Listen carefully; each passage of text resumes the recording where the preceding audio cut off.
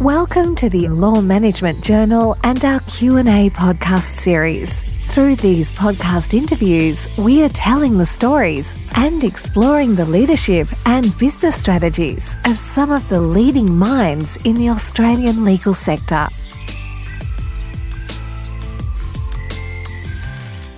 Hi, I'm Cameron Cooper, editor of the Law Management Journal. In our latest Q&A, we're speaking to Sarah Cappello, the managing partner of Hunt & Hunt Lawyers. In this interview, Sarah discusses how she and fellow principal Hasti Kalarostaghi are leading the firm and why AI has been such a key factor in its decision to merge with Hicksons Lawyers. She also explains how the firm has coped with and responded to two huge challenges. First, a costly cyber attack, and second, a devastating internal embezzlement case. Sarah, welcome to Law Management Journal. We really appreciate having you here today. I just wanted to start by asking how you got into the law and tell us about your journey from setting up your own firm, Cappello Lawyers, to becoming managing partner of Hunt & Hunt. Thank you, Cameron. Firstly, thank you for having me. I think when we spoke briefly on the phone, I said, I don't know what makes me special amongst the other lawyers, but hopefully I can contribute something very valuable and share my journey so people can take something from it if they will. But I'm sure you will. I have always wanted to be a lawyer from as long as I can remember, and I don't know why. My mother tells me it's because of Ally McBeal, which I really enjoyed when I was young. But it just has always been something that I've wanted to do. And when I was going through the HSC, I was concerned I wouldn't get the right marks for it, so I picked commerce. I've always had an acronym for business, but I did end up getting the right marks for law, and so I went straight into law commerce. I've always been naturally inclined, though, to understand business a lot better, so the commerce degree came a lot easier than the law degree did. And that's relevant, as to what led me then into starting my own business, which was Cappello Lawyers, at a very young age, with my business partner at the time, Andrew Rowe. So I worked with Andrew as a summer intern when I was doing my law degree, and then as soon as I finished the degree, Andrew called me and offered me a job too good to refuse. That took me back to my hometown, Griffith.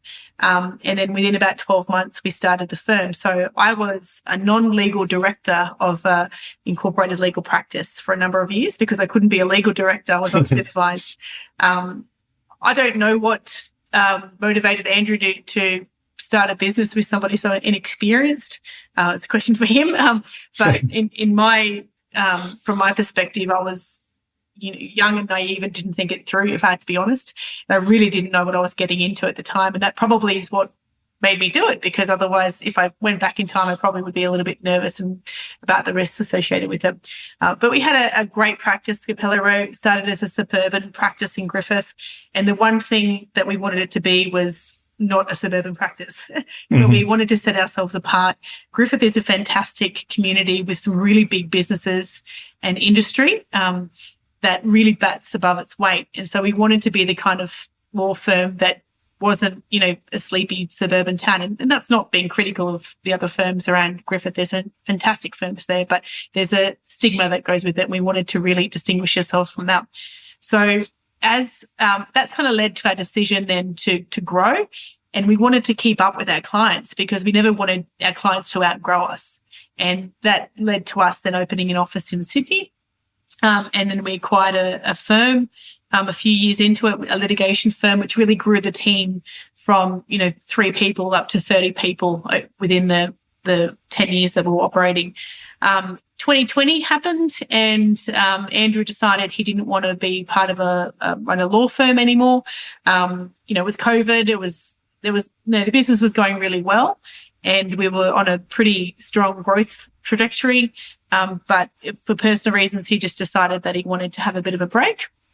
And that led me then to a broker who helped me find Hunt & Hunt. So when I initially spoke to Hunt & Hunt, they kind of fit the mold. We had a few other offers, but those offers were really from other firms. They were really fixated on me being a woman, and I seemed to tick a box for them. At Hunt & Hunt, it wasn't the case. they genuinely were interested in our firm, and they were genuinely interested in me and how I could contribute to the partnership. It was quite unique in that I was offered equity right off the bat. So I came into Hunts as an equity partner, which is something that is not something that most partnerships, readily do. And even now I would hesitate to bring in an external equity partner. But it worked out, which was good. So Andrew became a consultant for 2 years and now has rejoined the partnership, which is fantastic to have him back again. He just wanted a little break and now he's back full steam ahead. So that was in 2020. And we integrate the Cappello Road team integrated really well. We gave a stronger commercial offering than what Hunts had at the time. Hunts is really strong on government and also property and estates practice. So we bought some property and estates work, but also mainly commercial and commercial litigation. And so we have a now robust commercial team. And at the time, one of the goals was to create diversity at Hunts where there was more balance between the government practice and the commercial practice, just to make it less prone to, if one government client leaves, then it's not too detrimental. So that's what's led us to Hunts. And then about 18 months ago, I think, Hunts went through a bit of a transformation and we had a few things happen, so, some of which were quite, bad for a law firm. We had a cyber attack, which I think is every law firm's worst fear. We had a staff member embezzle, essentially, and we then had some change in management. So those things kind of led to a really difficult time for us. And one thing I'll talk about in a minute, that I'm very open and transparent about things. So some people would cringe that I'm being honest about this, but I think being honest is really important, particularly amongst managing partners, to talk about honestly how their firms are.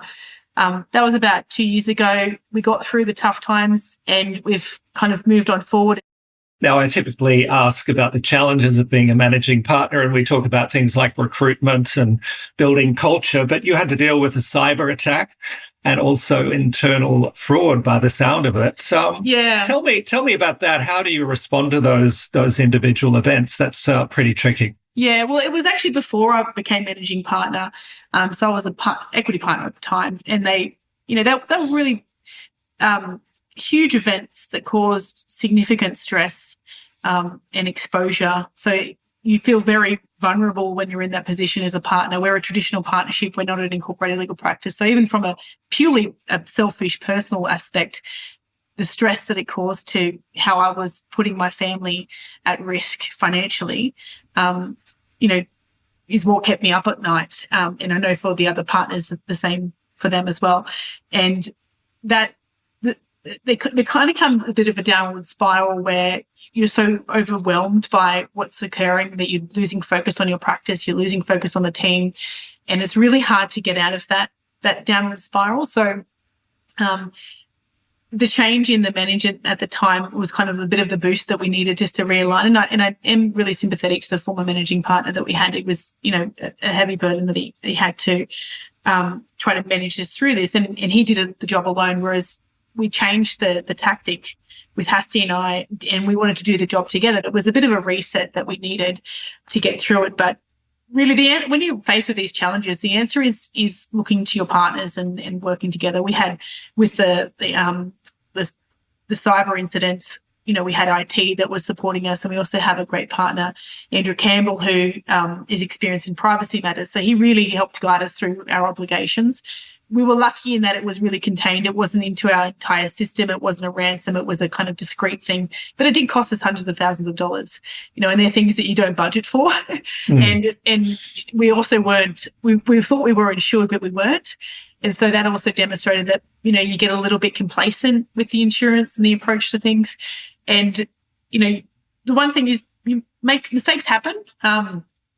Everyone's human. I make mistakes, but it's about how you react to them, and secondly, whether you do them again. So I think as much as it's easy to look at now that we're through it, but at the time it felt almost fatal. But now that we're through it, you thought, okay, we can survive that. We can survive anything. It'll make us stronger. And we're also going to be a lot more cautious in how we're going to particularly approach IT. And that's kind of ties into, our merger with Hicksons as well. They've got a huge technology offering. It has helped change our strategy a little bit. You know, law firms rely very heavily on people and talent and skill from our lawyers and our support staff, but we've kind of changed it a little bit and said, okay, we are so reliant on technology now, so what is our strategy with technology? And Sarah, I know I've written about cybercrime in the past, and very much the recommendation was that you have an action plan when this event occurs so that you've got the right people taking the right steps immediately, you know, responding as quickly as possible. Does that add up to you? What other lessons did you learn through that process? Yeah, definitely. So we one of the things that we were a little bit complacent or naive about is that there are so many attacks that are happening, and obviously in the position I'm in, I get to speak to IT and they tell you all the instances. And if you knew really how many times people are trying to get into your system, you'd be overwhelmed with stress. But it's about, you have to accept that people are going to try. Law firms, I think, are in particular are susceptible to cyber attacks because of the information we hold. So once you kind of realize that there's bad actors out there, and that we have to have robust systems. I mean, our clients rely upon us to keep things confidential. It changes your mindset in terms of the investment that you'll make, the insurance that you have, the time, dedication, and money you're going to be putting into your firm. When we were a smaller firm, we had an IT company, but it was pretty amateur, what we had compared to what we have now at Hunts. At Hunts, we're on the Commonwealth government panel. We're also on the state government panels. We have to have really robust systems. So the amount of money we spend on IT is huge and a lot more than I feel happy about. But at the same time, I do feel happy that we have secure systems. And now we have penetration tests, and we've just hit the essential, I think it's 6 or 8. I can't remember. I'm sorry if I should know this because I've been dealing with it a lot, but we're in a state now where, we've met the criteria to start receiving work from the ATO, so we've just been reappointed on that panel. So I feel a lot more comfortable now that we've got the right infrastructure in place, that this isn't going to, the chances of it happening again are a lot less than what it was 12 months ago, 18 months ago. So we just keep getting better and better and focusing on this area. Yeah, it leads to that question about your management style. It sounds like you want to be very hands-on. You want to have very much face-to-face relationships with staff and clients, but you tell me how you try and work to sort of deliver the best outcomes for your firm, deliver the best outcomes for your clients. Yeah. So as I said, I've always been really fixated on transparency. So some to the point where I get told, you almost tell us too much, Sarah. Too much information. It's not so good. But being transparent and honest, I think also allows me to be authentic. So I'm not for everybody, and so therefore there's a relationship sometimes, even when networking, you need to be authentic to yourself and not kind of presenting an image that who you're not. So with me, the focus when Hasti and I became managing partner was to be honest about where we were and not try to pretend to the team that things are fantastic and there's, things are going remarkably well, because they weren't at the time. You don't want to scare people into thinking that it's doom and gloom, because it wasn't doom and gloom. So we were honest, but also told everyone we have a plan. So we had worked through it and said, this is how we think we can see our way out of it. So to me, leadership is about honesty, but also making, being a calming presence and a reassuring presence, being reliable.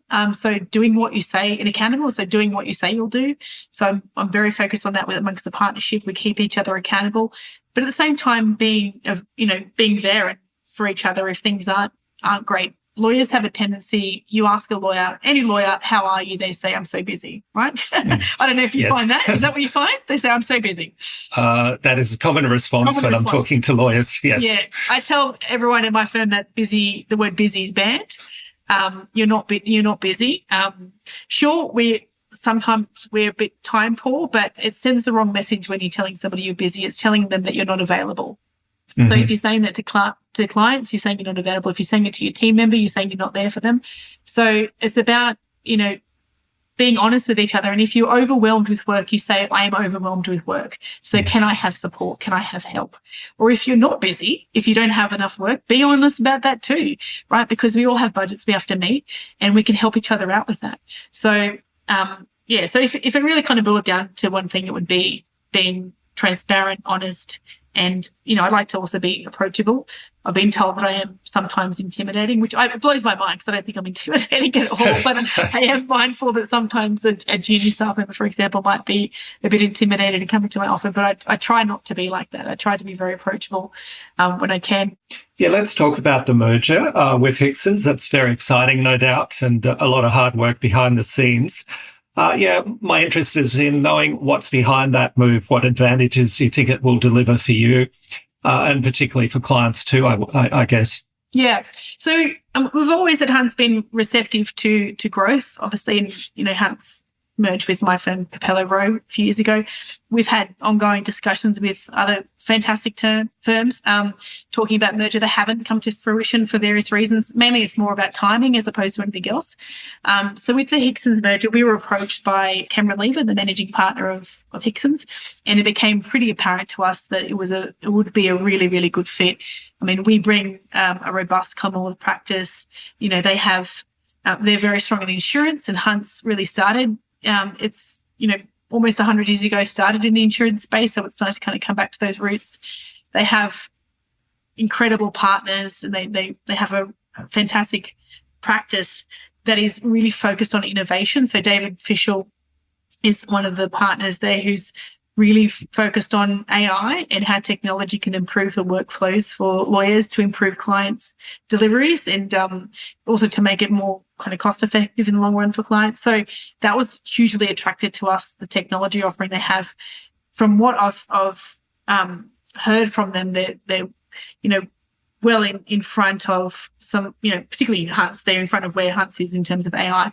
But there's a lot of noise in the legal industry right now about AI, and it's really hard to focus on what is the right answer and whether it's an off-the-shelf solution or whether it's a bespoke custom solution.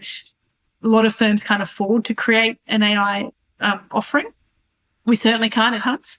The top tier seem to be kind of taking that space and creating their own systems, and we feel like you're falling further and further behind. So at Hicksons, they're mid-size in terms of where they're positioned, but they're really competing with the top tiers in the AI offering. So we were hugely impressed by the work that David and his team do in that sense. Beyond the technology, the culture was a really big focus for all of us to make sure it was a good cultural fit, both in terms of their staff and how they treat clients. And we're hugely compatible in that sense. I just came back from a retreat. We had a retreat with the Hicksons partners, and we got to talk about how we work together and we'll integrate and the offerings that we can do to clients. And I'm so excited to get this merger happening to offer our clients the additional services that they have. So, and also to have some incredible partners. I mean, I've already got fantastic partners, but just having another 30 partners who I can share the experience with is it's something that is really attractive to me. What sort of practical ways do you think AI might be able to help you in coming years? Maybe that's a question I need to ask you after a couple of years with the Hicksons merger bedded down, but do you have a feel for that? Yeah, I mean, I can only speak to my practice, and I know a lot of the time I spend on trying to understand a client's needs before I'm even engaged. The other thing is in the way that we can, for litigation, then manage the huge volume of documents that we have. So, just getting, there's instances where we'll need to do some quick searches. So using AI to then, get an overview and a summary if we're briefing counsel on the same basis that, as I mentioned, then that would be hugely beneficial. So it's almost akin to having a junior lawyer available where you absolutely still need to check the work. You still need to devise strategy, which in my view is not always based upon the facts. Sometimes it's based on other factors as well. But it's like that junior lawyer. So then the junior lawyers can actually use their time, getting skills to try to understand strategy and setting strategy and bigger picture things other than being through having to spend so much time on documents and facts. Yeah. So that's for me, my practice, mainly about the initial engagement approach.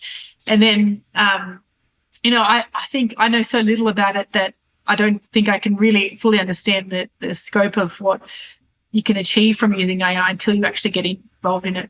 We've trialed a couple of different things at Hunt's. some of the off-the-shelf solutions. They're impressive, particularly the sales pitch is impressive, but it hasn't really become apparent to me how they can help with the workflows and therefore reduce the cost for the client. They're nice to have, it's not essential. I think you're still having to work through it, having this happen in-house. So at Hicksons, where you have the people designing the system are working next to you, you can really explain to them how you work and then they can give you a solution. So we already use AI a bit for automation, in particular for our high-volume practices, and it's just going that step further to work for us. I just want to touch on the merger again, because you've been through the merger with Cappello, Rowe and Hunt and Hunt, and now the Hicksons one. And it sounds like more firms will be merging in the years to come. What are the lessons? It's a difficult process to go through, no doubt. What are the lessons that you've learned about making that transition as smooth as possible? Yeah, that's a great question. Being open to different ways of doing things and not being fixated on my way's better, but also both sides recognizing that each have strengths and what are those strengths and playing to those strengths. Really understanding the impact that it's having on the team too, I think, is key, because I'm currently getting very bogged down in meetings, very high-level meetings. So we're talking about, banks, trust accounts, insurance, big picture things. And then you can sometimes forget that there's a human on the other end of it who's coming along with their journey, and they've not been involved in the decision, but they're suffering the consequences, really. So in a lot of these meetings, the team's really at the forefront of our mind to say, how is this going to impact them? Yeah. So being people-led in the decisions is what's, I think, going to give us the best outcome. And then also kind of bringing them on the journey with us, but at the same time, we're trying to make decisions and be open with it, but then things change over time. So again, communicating constantly with the team and also being available is what I think is the answer. But I got some great advice from Hicksons chair, Wayne Spanner, and said, try not to get stuck in the weeds. We've got a lot of people who are really good at their jobs. Let them do that. You need to stay at the high level and really, be the kind of calming ship in it all, particularly with the Hunts team. So I'm trying to focus on the big picture and not get stuck in the minutiae, about what colour the font's going to be, like one of those things. There's people who are better to answer that question in terms of experience and time than me. But it's easy to do that because sometimes it's, you want to be involved in the detail. Well, we'll watch the website to see what the final decision is on colours and font at some point, no doubt. Yeah. Looking into the future, say 5 years down the track with a crystal ball, what do you expect, or what would you like to see with this merged firm, Hunt and Hunt Hicksons, or what are you calling it? Oh, that's a great question. I don't actually have an answer for you on that. So we're getting some advice from a branding consultant to get the right name for us. Both firms want to be represented in that and make sure that the fantastic reputations both of us have is properly conveyed. And just to let the market know, let our clients know, and in particular at the start, the team know that, we're both representing, we're both bringing something fantastic to the table. So the name, I don't know that just yet. For now we'll just call it Hicks and Hunts. That might not be the name. Who knows? We joked around and I said we can go back to Cappello Row, but that really wasn't a very popular response. So in 5 years' time, we would love for the firms to be fully integrated so that there's no distinction between a Hunts person and a Hicksons person. We want us to all be together and working as one. And I think that's going to happen a lot sooner than what we perhaps think, because, as I said, we went to a partners retreat on Thursday and Friday, and just the energy in the room about how we can collaborate together was incredible. And there's a really strong desire for this to be successful, and it'll work because we want it to work. So in 5 years' time, I'm seeing some really clearly integrated teams. They call them business unit, but I'll call them teams that have a mix of previously Hunts people, previously Hicksons people, but working together as one in one unit, and having that kind of those really robust teams that are also working together as one firm together, even, someone in insurance is doing something very different than in commercial, but, always looking for opportunities for one another to help each other out and to make sure that we succeed as a whole. That's what I think is the definition of success, wanting to do the right thing by our colleagues and trying to bring our colleagues up, I think is what makes firms successful. Other than being competitive, because lawyers are notoriously competitive. I know I've got a very strong competitive streak, but, knowing that we're in it together and we're all kind of facing it's the firm, against the rest of the world, with our clients. Obviously, our clients are on our side too, and how we can do that to get the best outcome for our clients and our teams, I think, is the focus. So I'm hoping that we'll have, a bit more of a clearer AI solution. And that's, there's a lot of options at the moment. I know David's trialing a few different approaches. And so kind of having a little bit more clarity around that and that being really effectively implemented, I think would be the goal in 5 years' time. And then constantly looking to the future and how we can innovate is the key. We've got 5 different offices across New South Wales, and we're also got really strong affiliations with other practices in different states. And Hunt and Hunt have a legal group who we've got a really strong relationship with. We want to continue that. And we also have really strong international connections. So for Hunt, it's through our Interlaw connection, and my colleague Hasti's on the board of that. So we really want to progress that and really make a bit of a mark in the international space, which we already do. Hunt and Hunt is one of the founding members of Interlaw, and we've got strong relationships with a lot of different international firms. So and we're hosting the regional conference in January next year, but that really opens up our offering for clients where we have those international connections. Given the nature of business nowadays, particularly for corporate clients, a lot of them are multinational, and that gives us another solution for them when they want to continue to trade, that we can have those connections. So there's no desires to kind of open up our own office overseas or anything to that effect, or even national at this stage, but I don't know. We're just constantly going to be looking to see whether it's something that's appropriate for our clients or not. And if our clients want it and need it, then we'll definitely do that. So it's about always responding to our clients' needs and our team needs. But at this stage, I think it would be, as I said, a full integration and then a clear AI and technology strategy. Just an afterthought, perhaps you can plug your names into AI and ask it to name your firm and see what it comes up with. Already done that. We must have All right. I won't get you to tell me what it came out at. But, Sarah, it's great to get those insights on multiple fronts there. So really interesting.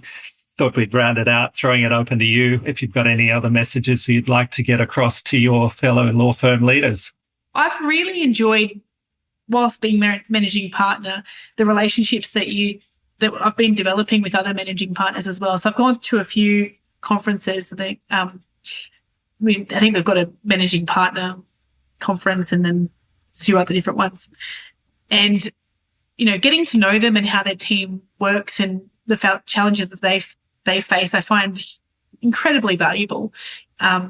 We've gone through a couple of due diligence with different firms as well, and getting an insight into how they operate. That's always really interesting as well, because we can get stuck in our own lanes and not really think that there's a world beyond us. And I find the openness and honest conversations some of those managing partners or leaders are having with us, really incredible. And I'm hoping that will continue. And I myself like to be open about things. We put trust in our partners and our teams. We should put trust in other business leaders as well, and being really open to ideas. So I think we need to constantly be learning and being curious and growing, and to help each other succeed. So I think the message to fellow leaders is to be open to the conversations and being honest about them. Don't tell me that you're busy. I've got 3 kids, and I run a firm with a colleague. I get busy. I get what that is. Although, stop using that word. Stop having that mindset. Be open to discussions. Be open to spending time on the right things, and working together as an industry to help do the best thing by clients. We don't have to always be so competitive. People often get surprised. I don't know if you find this, Cameron, when I talk about an opponent in a matter. I'm in litigation as well, so we're fighting. We're fighting with our colleagues, sometimes on really big matters that have very serious consequences. But I still have really courteous relationships and sometimes have a really good rapport with that opponent. We could have a chat about things. It's not just about a fight. And so when sometimes we tell clients that, they get surprised that we're not, opposed to this person, and we actually can have a really good line of communication.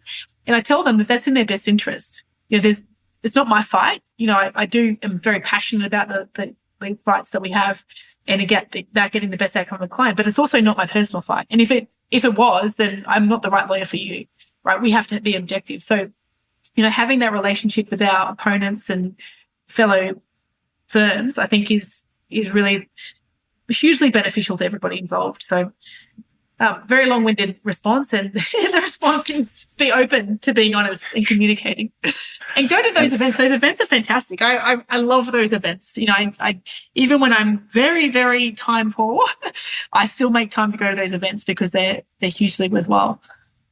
Well, it sounds like a very healthy approach to that fighting culture within lawyers. So thank you for that. Sarah, it's been great, as I say, to get your insights. That covered a lot of territory there. Really appreciate it. And a big thank you from our Law Management Journal listeners. Yeah, thank you for having me, Cameron. Hopefully I've answered the question after a very long-winded. It's like I charge by the time or something, right? Thank you very much. Thanks, Cameron. Thanks for listening to the Law Management Journal Q&A podcast. If you enjoyed this episode, please consider subscribing. For more law management insights, please visit lmhub.com.au.